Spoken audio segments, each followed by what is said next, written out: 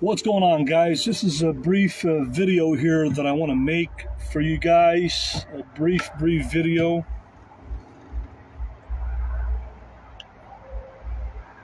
And this is what the video is about. Really short and sweet. I don't have a lot of time. I got things to do. But I just want to announce to everybody, I don't know if people knew this a long time ago. Years ago, I was arrested in Hillsborough County, Florida, because I did not show an ID to a police officer. You guys know the story. You've heard about it. I'm not going to jig it, but I was parked in front of a Circle K 7-Eleven type store in Florida. And how you doing? You see what? If I could brighten the screen because I can't. Hey, Dick Springfield, what's going on, brother? So anyways, guys, make a long story short, years ago, as you guys know, in Hillsborough County, Florida, I was wrongfully arrested. And I was parked in front of a Circle K 7-Eleven store in Hillsborough County, Florida, talking on the phone with Mr. X. And I guess the clerk that was inside of the convenience store felt uncomfortable. She called the Hillsborough County Sheriff. They came. They asked me what I was doing, wanted my identification. I refused to give my identification and asked for a supervisor. And he said I had to identify myself. I said, why do I have to identify myself? If you want me to leave, I'll leave. And he says, no, we have to identify you for suspicious activity. I said, that's not a crime. Anyways, I told him, I said, I don't want to get arrested. If you want my ID, I'll give you my ID, but I want to speak to a supervisor and ask, why is it that you want to identify me? If I'm willing to leave and you tell me to leave, if I'm not getting trespassed, can I just leave and be on my way? Why am I being illegally detained and asked for my ID?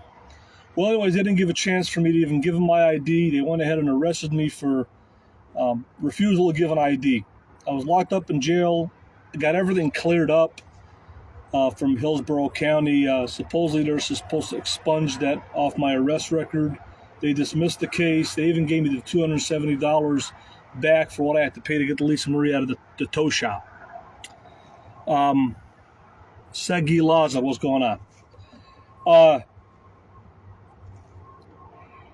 I never used to challenge cops about giving an ID, but I started watching a lot of First Amendment auditors and people who do Second Amendment audits and got a passion for it and decided to challenge the cops.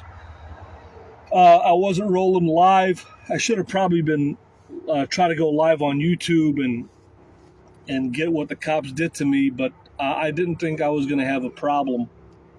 But make a long story short, what sparked me to do all that was watching all these First Amendment and Second Amendment auditors on YouTube. Second Amendment auditing is right to open carry. First Amendment audit is filming in a public area, publicly accessible area, or I guess not giving an ID. That's not really First Amendment auditing, but that's something else. It's something that has to do else with dealing with the cops. But anyways, I don't really play with cops. When they want an ID, I give them an ID. I don't really care. But I just don't think it's worth the time. But as you guys know, once you get a suspicious call upon you from anybody and they run your ID, then you could probably end up on a terrorist watch list, But do I want to become a First Amendment auditor? I kind of like it. I wouldn't give cops a hard time. I would comply with businesses. I just want to see if I could film in areas where I'm allowed to film. I wouldn't really challenge cops or anybody. I'd be a nice guy, but just do it just to do it, just to display my First Amendment abilities as a citizen of the United States of America. But anyways, I want to tell you guys why I'm here, what I'm doing, and what I want to talk about. Number one,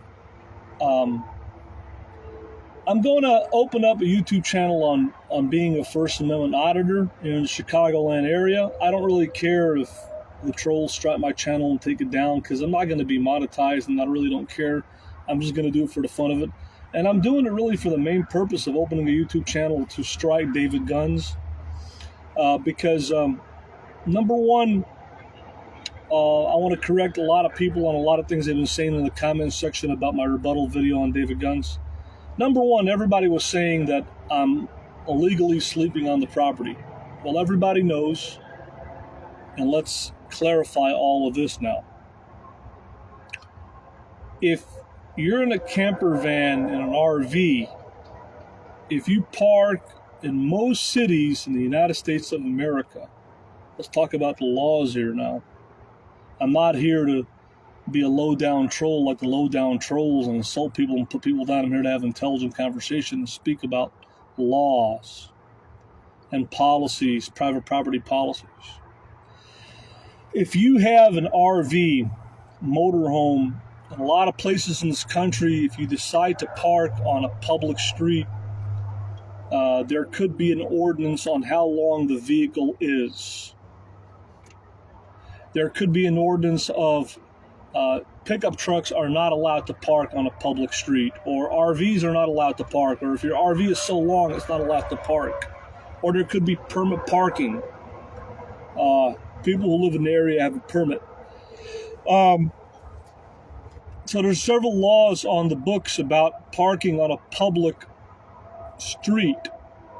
I've even heard of some laws in El Cajon, California, where I wanted to go, where you can actually get a permit from the city and legally park on the street in your RV. And obviously, there's a lot of cities that if your RV is more than 19 feet or 20 or 21 or 22 feet long, then you can't park it on the street. Now, let's get to the gist of the matter. There's a lot of places, even here in the Chicagoland area, where it is an actual city statute, city village statute, in any particular village or city, whether a city of Chicago or suburb of Chicago. Most of these places have ordinances on city ordinances and statutes on not being able to park an RV overnight on a public street. That's one thing. And we're not even talking about sleeping in the RV now. We're talking about just parking in an RV. For example, in Key West, sleeping in your RV on a public street in Key West, or even maybe on private property, because private properties in Key West give police officers and county sheriff's departments down there jurisdiction to go in and do sweeps even on private property. And sleeping in your RV in Key West is an actual arrestable or ticketable offense in Key West Island down in Florida. So there's a lot of cities and suburbs here in the city of Chicagoland here that they simply have a city ordinances or village ordinances on. You cannot park your RV, doesn't matter what size it is, overnight on a public street. If you do, and somebody calls and complains, or if the cop is just wants to be, a dick, they can give you a ticket. They can give you a ticket. They can actually give you a ticket. Now, if you're sleeping in the RV, I don't think that that's actually a crime within itself to do that. You're not really harming anybody. But just parking there overnight is not a crime. It's a civil offense. It's a ticketable civil offense in most villages. But in reality, if you can get away with parking on a public street, go for it. Now, when we talk about private properties, private property, shopping centers, etc., like I explained before with parking on private property. Now, a lot of people assume that the private property that I was at, quote unquote, Elvis Travels was living there, squatting there, sleeping there. They assume that. Why? Because, the old saying, when you assume, you make an ass out of yourself. The reality is this. I could have been doing all of the above there or none. For all you know, the Lisa Marie was parked there. And how do any of you know, how you doing, Brett? How do any of you know on God's green earth if I was even in the van? Or if I was in the van, what I was doing in the van? You don't know. You speculate, you assume. Hey, I could have been patronizing a business in that shopping center. And if I am, then I'm not loitering. I have the legal right to be there. I could have been cooking a meal in Lisa Marie. I could have been watching YouTube. I could have been talking on the phone. I could have been doing a variety of things. Or maybe I wasn't even in the van patronizing the business. The bottom line is, you don't know what I was doing. And you can't prove what I was doing there. You can't prove if I was in the van or not, because you have no video evidence. You can't prove if I was outside of the van or in the van, or what I was doing in the van. But all you do is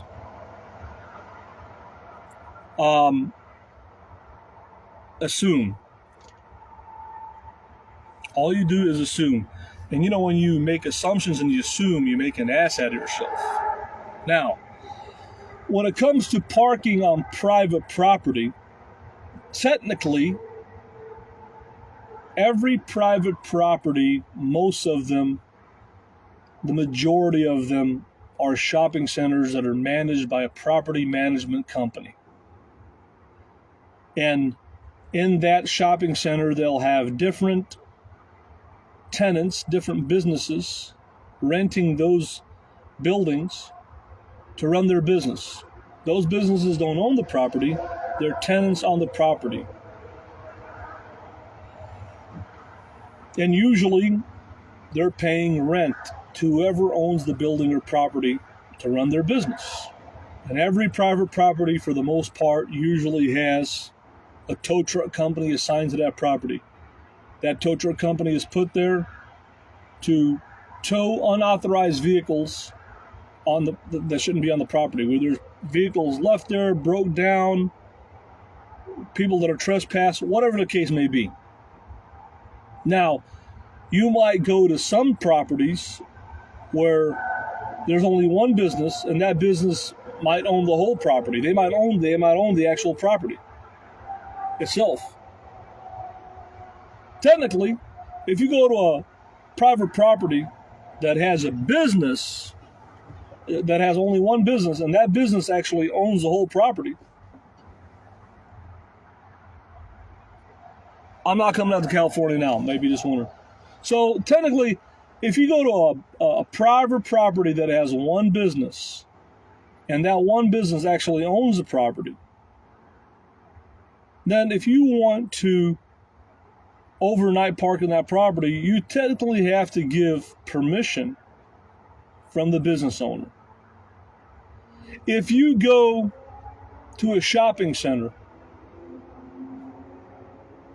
and you want to park there overnight, the tenants in that shopping center really can't give you authorization to park there overnight because they don't own the property. They're just tenants. You have to find out what property management company owns that property and manages it, and actually ask the property manager if it's okay to park there overnight. Now, the majority of shopping centers that you go to, it's very difficult to find who the property management company is, who the property manager is.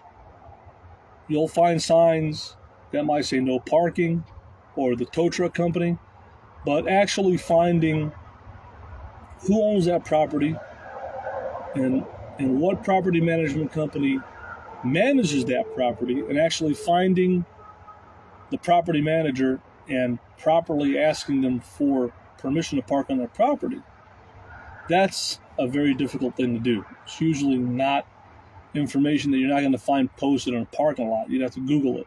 Now, let's be realistic. Most of us nomads, myself, other people, we usually, unless I'm going to go to a casino and there's security there, stuff like that, a hospital, I usually don't ask for permission to park. Why? Because it's a hassle. And most of the time, if you ask for permission to park, they're probably going to tell you no. So it's better to just take your chance and wing it. And if something happens, something happens. Now, if you park overnight on a private property, are you really breaking any laws? No, you're not breaking any laws. You're on private property. You might be breaking their private policies. And like I said, it's a two-way street. There's some private properties in Florida that I've seen, even in Holiday, Florida, and Key West, Florida, other places. They'll give authorization to city police or sheriff's departments to come in to the property and kick people out as they see fit. If they think somebody's trespassing, loitering, whatever the case may be, they can tell you to leave or even trespass you themselves. Now, how does someone get trespassed from a property? Well, there's a number of ways that a person that can be trespassed from private property. Number one, the property owner can trespass you. The tow truck company that's contracted to the property, if they've given authorization to trespass people, they can trespass you, get you trespassed. A manager of a business on that property can request to get you trespassed from the entire property. And once you're trespassed, if you're in a shopping center and you get into it with a manager over whatever, they can trespass you from the entire property. Even though you didn't get into a fight with another manager, with another tenant in that shopping center, they're on one property. And if they request to get you trespassed, well, then you're banned from the whole property. Now, when you get trespassed, they say you can be verbally trespassed, but the correct way really of doing it is the business owner, i.e. property manager, tow truck driver, or manager of one of the businesses on the property, calls the police and asks, I want this person trespassed. And then what they do is they'll give you a trespass warrant. That trespass warrant, it's up to the person that's asking for the trespass how long they want that trespass to be. If they want it to be indefinitely forever, 1 week, 6 months, a year, that's up to that person. See, the cops can't trespass you. They can just serve you with the trespass warrant. The person that trespasses you is the actual owner of the property, property manager, or one of the managers of the businesses on the property. They're the ones who ask for the trespass. They're the ones who can actually put down on the trespass the duration of the trespass, how long the trespass will be for, or if it's forever. Then the cop will take your ID, identify you, run it, and you'll have a copy of the trespass. They'll have a copy of the trespass. If you go back onto the property after you've been trespassed, you can be arrested. And I believe it's a misdemeanor charge, if I'm not mistaken. Maybe I'm mistaken, I'm not sure. But once you've been trespassed from a property and you go back to that property within the duration of that trespass, you then will be arrested for criminal trespass, and then you're facing, I believe it could be a misdemeanor charge. Now, how did I learn all these things over the years? Well, watching, living the van life, dealing with police officers, dealing with managers, and property managers, and managers of businesses, tow truck drivers, watching First and Second Amendment auditors on YouTube. And that's how I learned a lot about all these laws and all these private property policies. Now, I want to say here to David Guns and everybody watching, this is what I'm going to do here. I'm going to open a YouTube channel. I'm going to name the YouTube channel maybe Nomadic Auditor or Chicago Nomadic Auditor. I'm going to attempt to do some First Amendment auditing. I want to see if I'll be able to record in a courthouse. Maybe I'll record in Cook County Courthouse, because I've been told and I've heard that you can record in a courthouse, but you can't record inside the courtroom. So maybe I'll ask permission, I'll be kind and cordial to ask if I can actually record inside of a Cook County courthouse. And maybe we'll go there and we'll get the paperwork for no contact order, emergency order protection, and get the ball rolling maybe. Or just find information about that. Or maybe just do a documentation of recording inside of a Cook County courthouse. I wouldn't be confrontational. I'd ask for permission ahead of time. I'd go whatever protocols I had to, Or maybe I'll go to a police station. Whatever. I'll do some First Amendment auditing. I'll be a nice guy. Now, with this auditing channel, my first video is going to be a video of me in my van. And I'm going to show my van, and I'm going to show my license plate for the sole purpose of, number one, I'm going to strike David Gunn's channel. And he has violated the terms of service of Google LLC YouTube. Number one, we've already established that he did not have any First Amendment rights or permission from the private property where he recorded me. He didn't have, actually, in my opinion, he should be trespassed from that property, because he was loitering on that property. David Guns did not go to that property and patronize any business. He didn't buy anything. He went there for the purpose, he was loitering and stalking me. Now, let's get to the correct legal lingo. David Guns entered a private property where, in my opinion, and fact, this is fact, David Guns entered a private property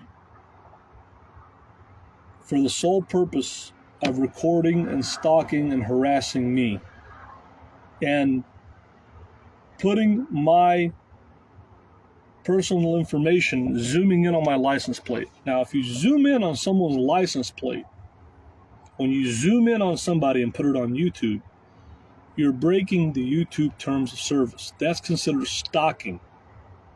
I've gotten strikes for that. When I had a YouTube channel, I zoomed in on a beautiful girl in a bikini, and I got a strike for stalking. I zoomed in on a couple kissing in a parking lot. I got a strike for stalking. I zoomed in on some people that were just standing by a bus stop in Chicago. I got a strike for stalking. So, according to the YouTube terms of service, and I'm not making this up, I've learned the hard way. When you're in a public area, it's okay to record, but you really can't zoom in on people and zoom in on personal information. Now, what David Guns did was definitely against the YouTube terms of service, because not only did David Guns zoom in on my license plate to show my license plate number and state and sticker and everything, but he also, in the video, verbally said where my location was. And when you're on YouTube, you don't really have First Amendment rights, because YouTube is a private company. It's a private platform. It's not a public street or a public area YouTube is a private corporation. They make their rules. You got to follow and abide by those rules. And David Guns, you broke the YouTube terms of service. Because, number one, you recorded my license plate. You zoomed in on my license plate. And after that, you said,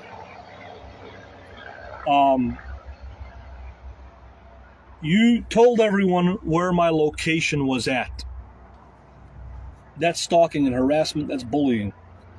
And you also said in the video and articulated, I'm running late to see a friend. I'm running 30 minutes late. But if I had the time, I would fuck around with Elvis and knock on his van. That's bullying.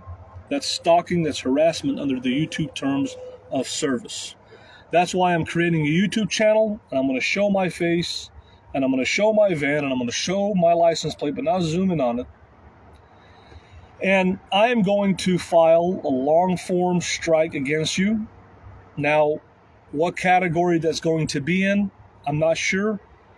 If it's going to be under bullying and harassment, or it might be under stalking. We'll see what category they give, but it's either going to be bullying and harassment or stalking or something of that nature, one of those categories. I'm going to long-form strike you.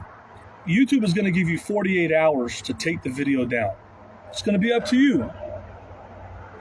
If you don't take the video down within 48 hours, YouTube's team is going to look into the video. They're going to do their investigation, and they can remove the video and give you a strike. Now, if they do that, you can always appeal, which I'm sure you'll appeal. If YouTube, and there's a big raccoon over here, very creepy here, but I don't like big raccoons. Raccoons are creepy. But now I know exactly what's going to happen. You're going to fight the strike. You're going to appeal it. I hope YouTube favors my side, because I think if they allow this sort of stuff on YouTube, it's a very dangerous platform, because you're giving people the one thing that you did that was dangerous was, well, first of all, you broke their terms of service by zooming on my plate, but you gave people my location. You gave people my location, and that is putting my safety on the line. It's just like if and I would never do this, if I went to your home and I zoomed in on your address and I told everybody where you were at, how would you feel? You wouldn't like that. And in reality, what you're doing is you're putting me in danger. What you're doing is putting me in danger. As to why you do what you do, you claim you're a 1%er biker. I don't believe you're a 1%er biker, because if you really were, you would never come out and tell everybody on YouTube that you were, first of all. And you wouldn't be doing the kind of things that you do, harassing and stalking a nomad living in a camper van. I don't think those guys are after guys like me. So I don't believe that you're a 1%er biker. I believe that, you're hiding your identity because you probably have a really bad criminal record. Now, everybody knows I don't have a criminal record, and that my record is as clean as a whistle, and they know my name, and I'm proud of my record. And you're not, like most trolls are not. So you're never going to knock on my van. You're never going to have an encounter with me. Not because you're afraid of me or you're not man enough. No, it's because you don't want to divulge who you are. You'd be afraid if I would get your license plate and your information and put you out in the public, which I wouldn't do. I would get your information, like I said before, to file an order of protection against you. I'm not in the business of doxing people, but I'll say that.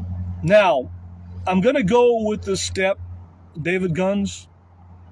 I'm going to go with this step with doing what I have to do to get that video off of YouTube. And any other person who has a copy of that video, Fanatic Wolf or other trolls, I'm going to use the same striking system for cyber stalking, bullying, harassing, and long form those channels also. So again, in a nutshell, I'm going to follow the protocols. YouTube is going to give you 48 hours to take the video down, or you could risk getting a strike. And then if you get a strike, they remove the video, and then you have the right to appeal. And if you appeal, you could win. If you guys appeal and win, and I have no, I don't really have that much respect for YouTube as it is. It's a crappy platform. But I'm going to just test out the system and see if it works in 2022. Maybe it works, maybe it doesn't work. If YouTube allows people to be stalked and harassed and bullied and have their locations given out, then it's a very toxic platform. And I hope that they do something about it. And the only way to know is to try and find out. And that's exactly what I'm going to do. So I'm going to do that. Again, I don't really care if trolls report me to YouTube or try to strike my channel or take it down. You want to know why? Because YouTube is not my bread and butter. I don't need YouTube to make money, and I don't live off of YouTube and don't need YouTube. I really don't. I'm just doing this as an experiment to see if the YouTube striking system works. Would I like to go back and have a YouTube channel someday? Absolutely.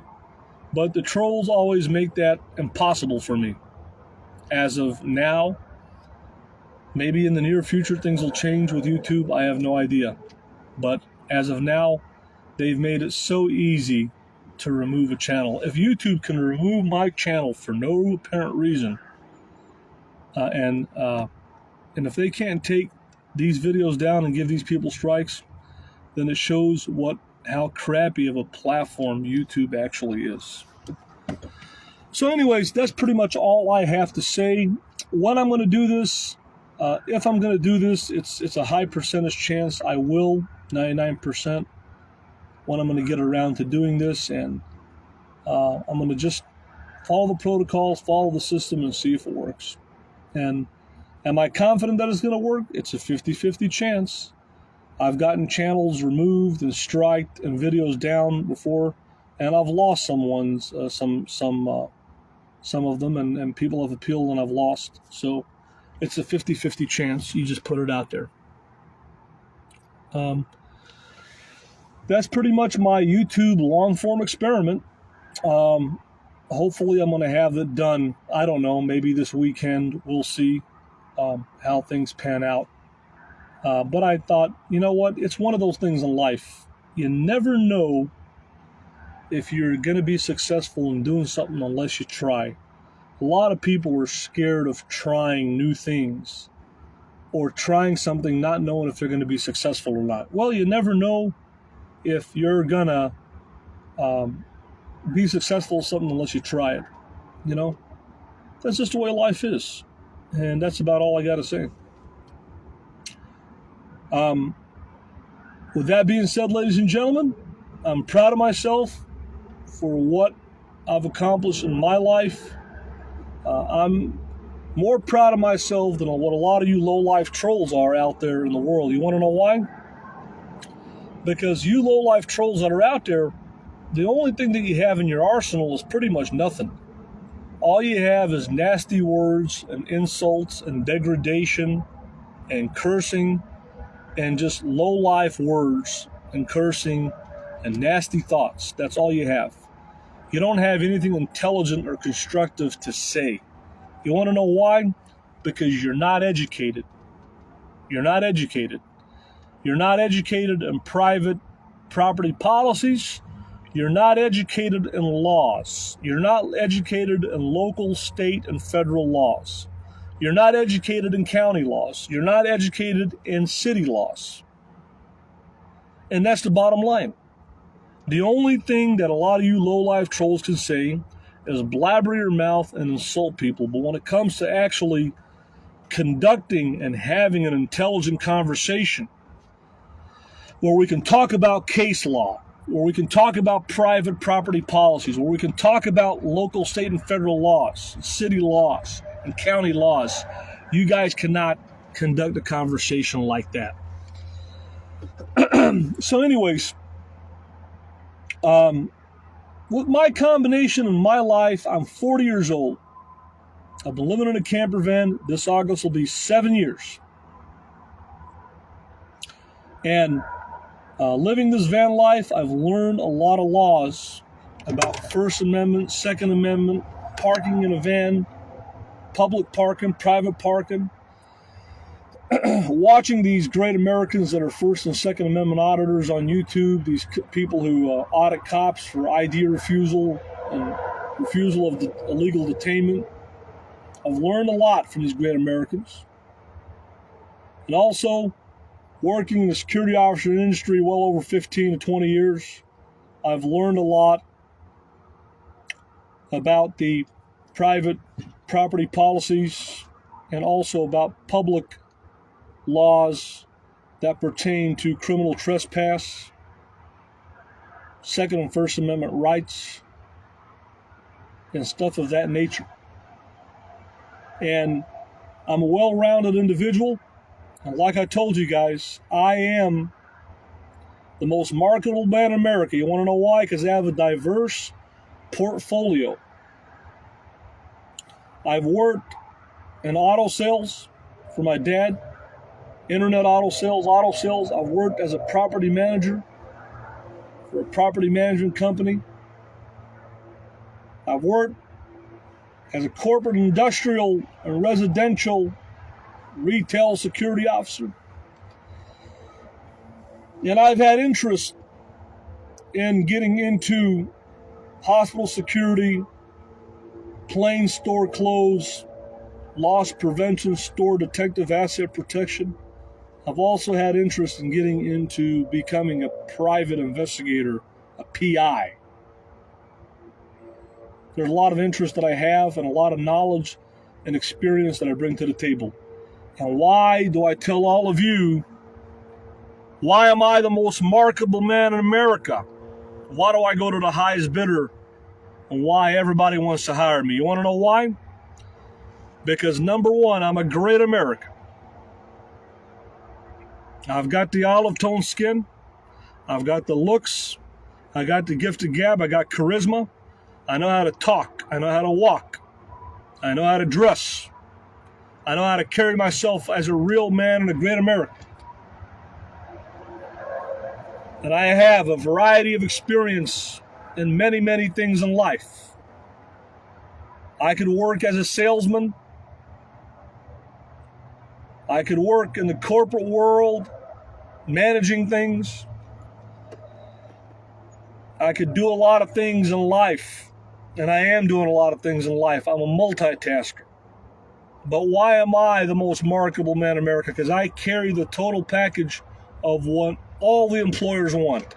They want a good-looking man. They want an alpha male. They want a person who got gift of gab and charisma. They want someone who is marketable, who can be a face for their company. And what better of a face than mine? I can talk, I can walk, I can style and profile. I got the looks, I got the charisma, I got the style. And a lot of people are asking if I got a job or if I'm employed. In fact, I'll tell you, it's really none of your damn business if I have a job or not. That's my business. But I'll tell you guys this much for a fact of life. I sure as hell don't need YouTube or any of your donations to stay afloat. I'm taking care of myself. I got my means and ways. But I'll tell you this much, and I'll tell you right here, right now. Whatever I do in my life, it better be believe, as God is my witness, that I believe in my heart of hearts that I do the best that I can. I believe in the best at what I do, at whatever I do. And that's the bottom line. But I'll tell you guys this much. I don't need your donations to stay alive. I don't need YouTube to stay alive. I don't need PayPal. I don't need GoFundMe. I don't need Super Chat. I don't need anything but myself and God. That's the bottom line.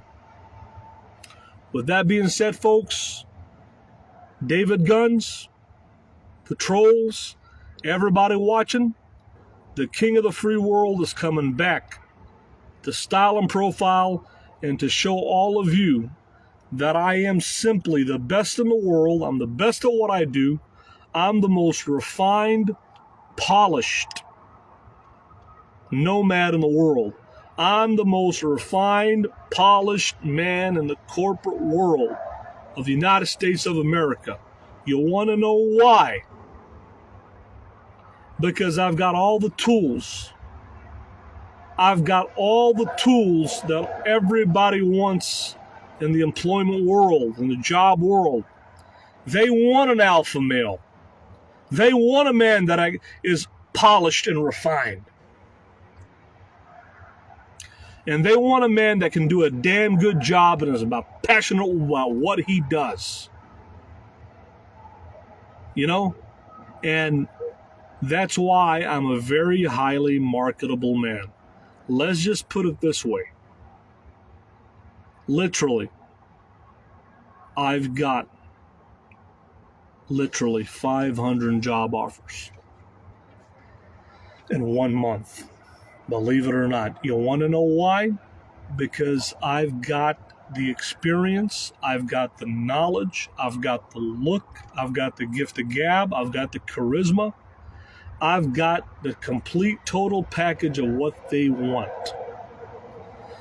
Now, again, and I will reiterate, it's none of your damn business if I got a job or not, or what kind of job I got or how much I'm making. Just know one thing, folks.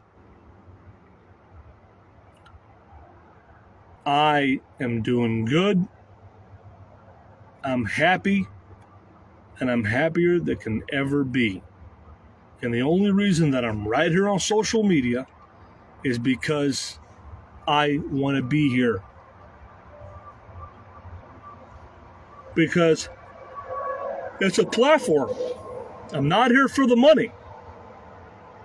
I'm here because I want to be here and because I can. And that's the bottom line.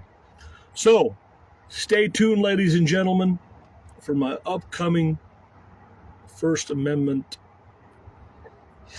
Chicago Auditor channel. Stay tuned, ladies and gentlemen, all you trolls that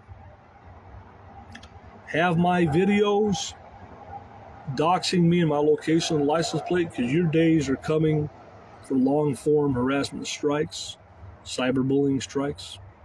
Stay tuned. That's pretty much all I got to say. I hope you guys have a wonderful night. And again, I hope you learned something in this video, because I know that the pea-brain, dinosaur brain trolls that are out there cannot articulate a educational, wholesome, and great information-packed conversation or video. They only have a few words in their vocabulary. Those words are usually curse words, racist comments, hate comments, insults. But when it comes to actual intelligent conversation and facts and science and proof and factual case law and laws, they can't quote any of that. You want to know why, trolls? Because you don't have the education. You don't have the credentials. You don't have the experience. You don't have the knowledge. You don't have the charisma. You don't have the resume. You don't have the portfolio to be a marketable person in the United States of America. That's why you're sitting behind your computers, your phones, day and night on YouTube, because you don't have anything else to do in your lives. You want to know why? Because a lot of you are collecting your SSI disability checks. A lot of you are living in Section 8 government-funded apartments. You want to criticize me for living in a camper van? Well, damn it, I paid for this camper van in cash. I don't own a penny. What do you own? Many of you don't even own a car. Are on a disability SSI check, living in some government apartment. Mooching off the system and mooching off of working people and taxpayers. That's all you're doing. But you want to criticize me for living in a camper van? I'm buying my camper van in cash and being paid in full and living a nomadic lifestyle and doing whatever the hell I want instead of asking Uncle Sam for a handout. Many of you who criticize me for living in this camper van don't even own an RV. You don't even own a minivan. You don't own a minivan, you don't own a conversion van, much less a Class B camper van. You don't own an RV. Many of you to sit behind that screen and talk and blabber your mouths day and night.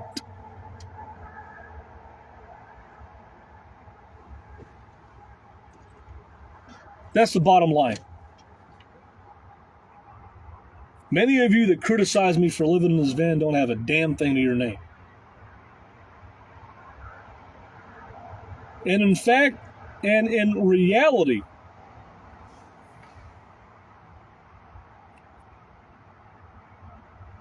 good deal, Brent.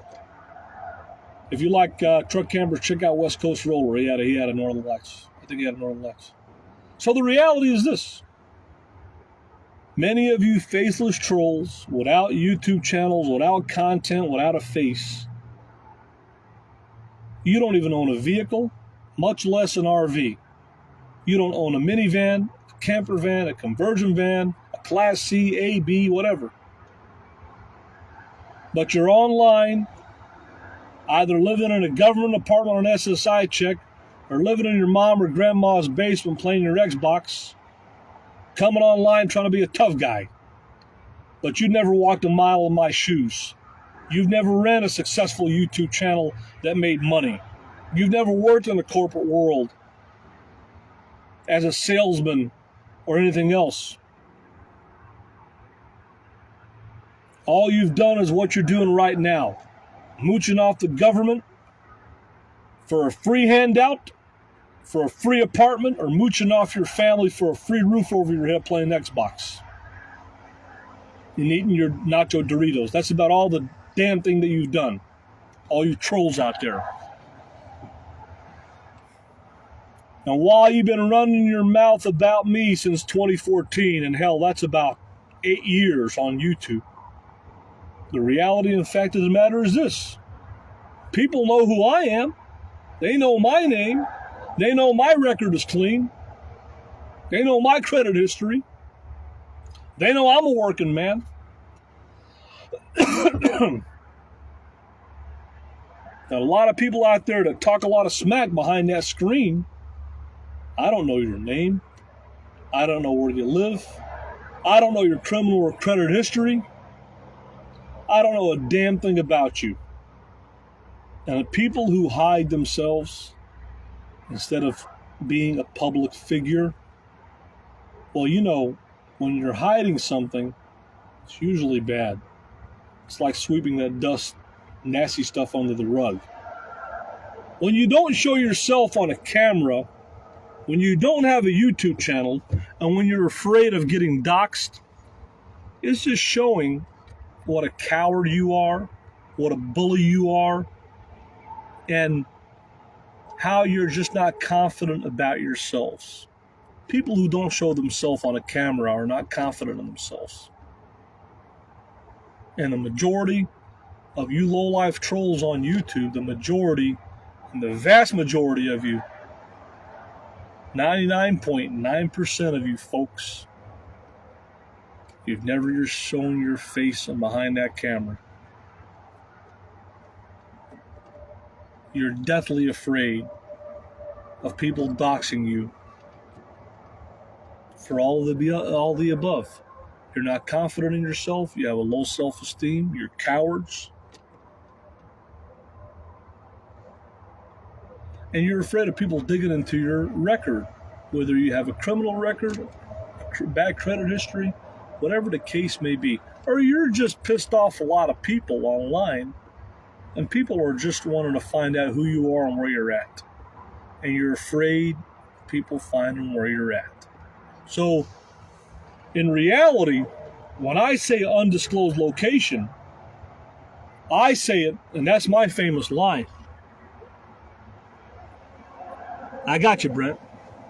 When I say undisclosed location, I do that for my safety. Because if I disclose my location, what are the first thing the trolls are going to do? They're going to call the cops. They're going to say, hey, this guy is a pedophile. This guy's crazy.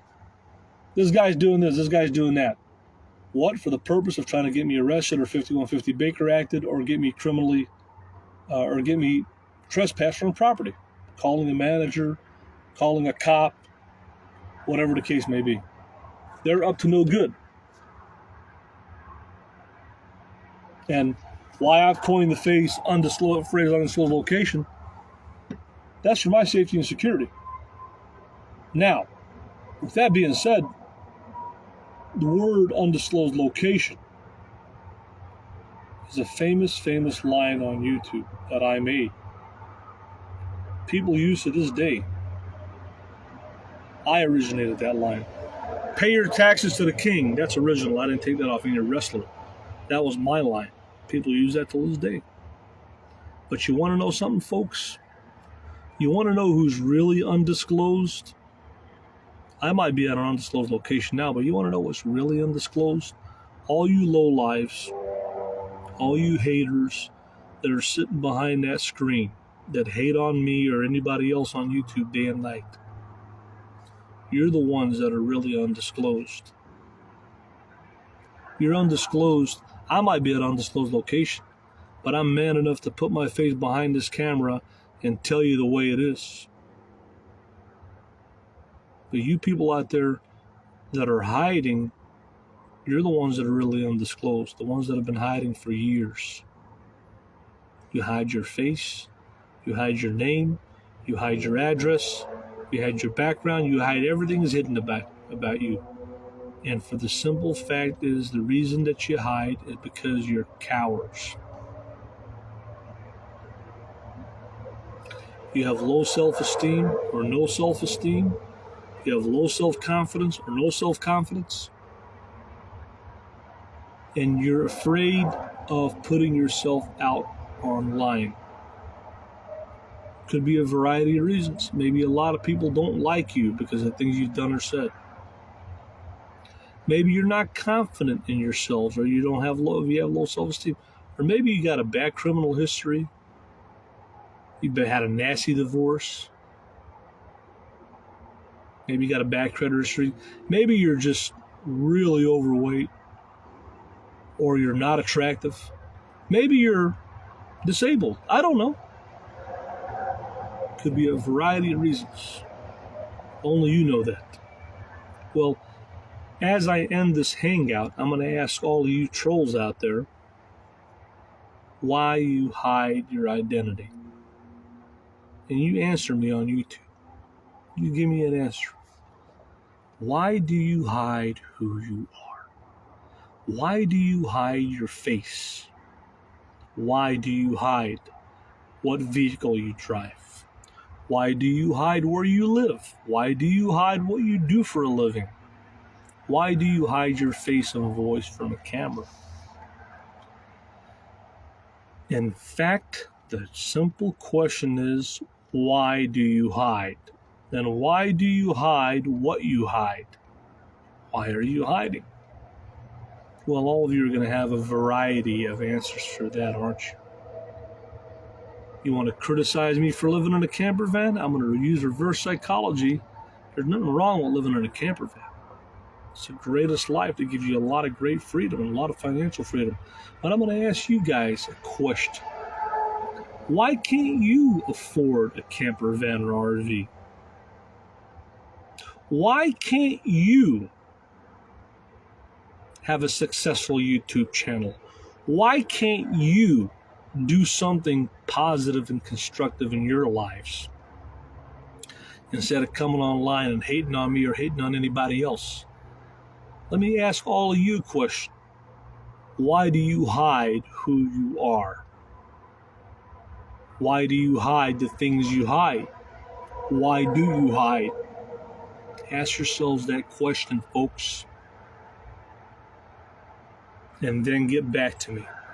Want to criticize me for living in a camper van? I want to see you live in a Class B camper van for 7 years. I want to see you run a successful YouTube channel making money for 6 years. I want to see you working in a corporate and sales world for over 20 years. I want to see you do the things that I've done. But what do? Nothing but run your mouths behind that computer. You can't back up a damn thing that you say. And you want to criticize me for living in a Class B camper van? What have you done in your lives? What have you done in your lives but hate on people?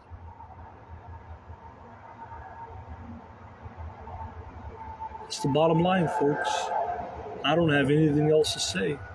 But get it through your heads, trolls. The question is, why do you hide? You'll have a variety of answers for that, won't you? Think about it. Good night from an undisclosed location.